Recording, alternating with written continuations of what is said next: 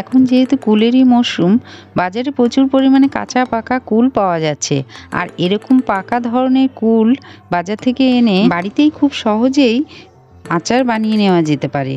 আর বাড়িতে বানানো আচার মানে দেখতে যতটা লোভনীয়, খেতেও কিন্তু ততটাই টেস্টি হয়। তাহলে আসুন দেখে নিই কীভাবে আজ অতি সহজে ঘরোয়া কয়েকটি ইনগ্রিডিয়েন্টস দিয়ে বাড়িতে চটজলদি আচারটি বানিয়ে নেওয়া যেতে পারে। এখানে আমি প্রায় 1 কেজি পরিমাণে পাকা কুল নিয়ে ভালো করে ধুয়ে পরিষ্কার করে নিয়ে একটু ফাটিয়ে নিলাম। এবার কড়াইতে 2 চামচ পরিমাণে 5 ফোড়ন আর একটা শুকনো লঙ্কা দিয়ে দেব। একটু ভাজা ভাজা হয়ে গেলে, হালকা করে একটু ভাজা হলে নামিয়ে নিয়ে গুঁড়ো করে নেব। ব্যাস, এই দুটো মশলাই এই আচারের জন্য যথেষ্ট, আর কিছু লাগে না। কড়াইতে এবার খুব সামান্য পরিমাণে একটু সর্ষে তেল দিয়ে ফাটিয়ে রাখা কুলগুলো দিয়ে একটু নাড়াচাড়া করে নেব।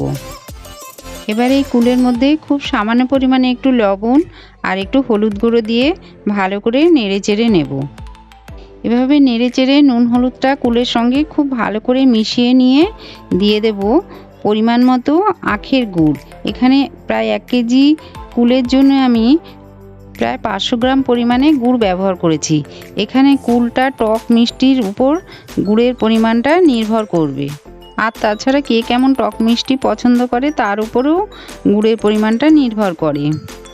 এভাবে নেড়েচেড়ে গুড়টাকে খুব ভালো করে কুলের সঙ্গে মিশিয়ে দিয়ে 10 থেকে 15 মিনিট লো টু মিডিয়াম ফ্লেমে নাড়াচাড়া করে এভাবে গুড়ের সঙ্গে কুলগুলো খুব ভালো করে মিশে গিয়ে মাখা মাখা হয়ে এলে তারপর গ্যাস বন্ধ করে মশলাটা দিয়ে আবারও ভালো করে নাড়াচাড়া করে মিশিয়ে নিতে হবে। টেস্টের জন্য দিয়ে দেবো 1 চামচ পরিমাণে বিট লবণ। তাহলেই তৈরি হয়ে গেল আজকের এই টক ঝাল মিষ্টি টেস্টি কুলের আচারের রেসিপিটি কেমন লাগলো অবশ্যই কিন্তু কমেন্ট করে জানাতে ভুলবেন না। লাইক শেয়ার কিন্তু চাই, আর অতি অবশ্যই সাবস্ক্রাইব করে চ্যানেলের সঙ্গে জুড়ে থাকবেন। সবাই ভালো থাকবেন, সুস্থ থাকবেন।